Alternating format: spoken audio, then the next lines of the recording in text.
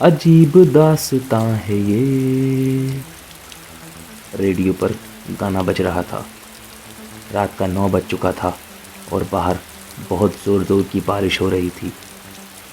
अर्जुन और संजना अपनी कार में थे। उन दोनों की अभी जल्द ही शादी हुई थी और वो अपने ससुराल से वापस आ रहे थे।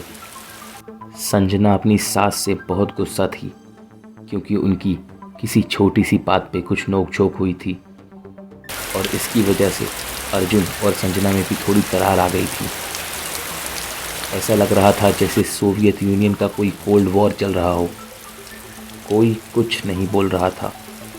सिर्फ रेडियो पे 1960s का एक गाना धीमी आवाज़ में चल रहा था। प्रसारण के बीच में आप सबके लिए एक ज़रूरी सूचना। हिमाचल और चंडीगढ़ के बीच हाईवे पे एक अनजान सीरियल किलर घूम रहा है। हमारे पास बहुत सी रिपोर्ट्स और शिकायतें आई हैं जिसमें ये बताया गया कि इस खतरनाक सीरियल किलर के पास हथियार भी हैं और ये हाईवे पे निर्दोष लोगों की जान ले रहा है। पुलिस अपना काम कर रही है। हम आपको सावधान रहने की चेतावनी देते हुए सूचित करते हैं कि इस हाईवे से जाते वक्त अपनी गाड़ी को रोके नहीं। तभी अचानक से अर्जुन संजना की तरफ देखता है और पूछता है, क्या लगता है, हमें भी इस आदमी से खतरा है क्या? क्या हमें भी कुछ हो सकता है? मुझे लगता है हम ठीक हैं। संजना गुस्से भरी नज़र से उसकी तरफ देखती है और एक शब्द भी नहीं बोलती और फिर से वो रोड की तरफ देखने लगते हैं। इसी तरह से वो 2 घंटे और चलते हैं। बारिश और तेज़ होती जा रही थी। फिर कुछ देर बाद अचानक से बंद हो गई। अब चारों तरफ एकदम शांति थी और गीली मिट्टी की एक भीनी सी महक चारों ओर फैल गई थी। ऐसा लग रहा था जैसे कि वो किसी दूसरे ग्रह पे हैं। लेकिन उस मौसम में एक डर सा था। बिल्कुल जमा देने वाली बर्फ़ से भी ज़्यादा ठंडी हवा चल रही थी। इस हवा में कुछ अलग था और तभी अचानक से अर्जुन की कार झटका लेते हुए रुक जाती है। अर्जुन अपनी ये सेंट्रो पिछले 6 साल से लगातार चला रहा था, लेकिन आज तक ऐसा कभी नहीं हुआ। फिर आज कैसे? शिट! ये क्या हुआ? मेरी समझ में नहीं आ रहा, ये क्या हो गया अचानक से? ऐसा मेरी कार में आज से पहले कभी नहीं हुआ। अर्जुन एक लंबी सांस लेता है और खुद को शांत करता है। ये आधी रात का समय था। अर्जुन फ्यूल टैंक की तरफ देखता है, लेकिन फ्यूल तो सही था। उसे समझ नहीं आ रहा था ये हुआ क्या है, लेकिन उसे ये याद था कि अभी लगभग 1 घंटे पहले एक मैकेनिक की दुकान को उन्होंने पास किया था। उसने संजना की तरफ देखा और बोला, सुनो, मैं ज़रा मैकेनिक को ढूंढ के लाता हूँ और ये कोई खूनी वाली न्यूज़ से बाहर खतरा है, इसलिए मैं तुम्हें अपने साथ नहीं ले जा सकता। तुम एक काम करो, यही कार में रुको, मैं आता हूँ। या बल्कि एक काम करो, तुम पीछे वाली सीट पे जाओ, नीचे फ्लोर पे लेट जाओ और पीछे कंबल पड़ा हुआ है, उससे खुद को अच्छे से ढक लेना। उसने खुद अपने हाथों से धक्का लगाकर कार को एक बड़े बरगद के पेड़ के पास खड़ा कर दिया, जिससे उसे ये जगह याद रहे, वरना चारों तरफ सिर्फ जंगल और सड़क थी और कोई पहचान नहीं थी। और जाने से पहले उसने संजना से बोला, तुम मेरे अलावा और किसी के भी लिए दरवाज़ा मत खोलना। जब मैं वापस आऊंगा तो दरवाज़ा खटखटाऊंगा 3 बार।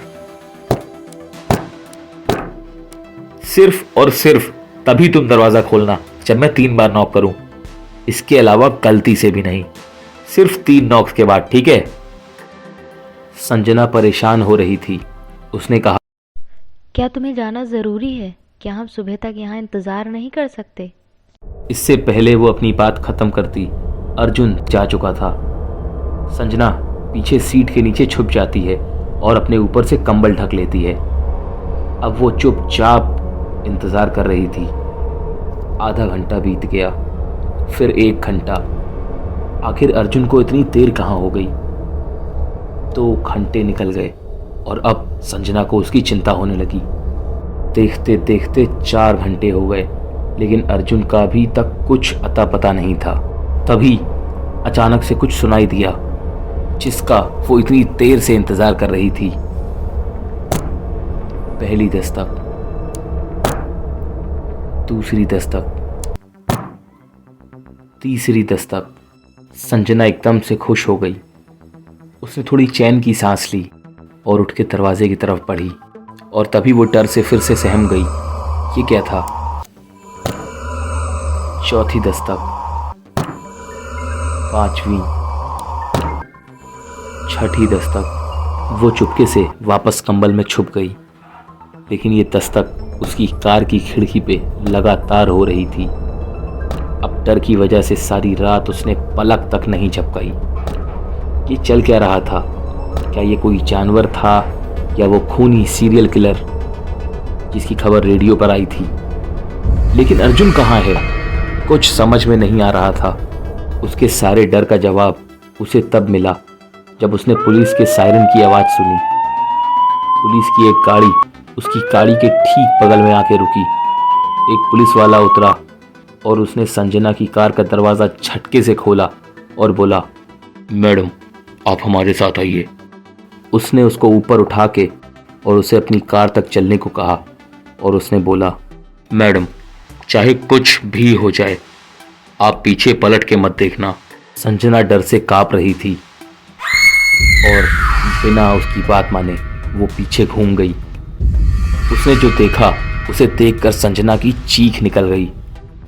वहाँ उसके पति की लाश पेड़ पे लटक रही थी और कार पे वो दस्तक उसके पैरों की थी जो खिड़की से बार बार लड़ रहे थे।